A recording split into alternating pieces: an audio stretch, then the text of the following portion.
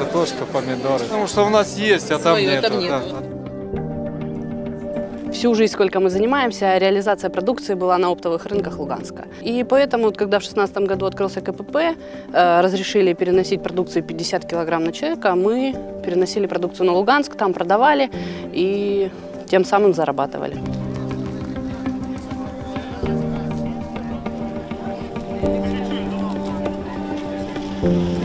Когда они нам увеличат перенос продукции, мы ж не будем свата, брата, кума просить, то есть мы заведомо не будем искусственно создавать очередя.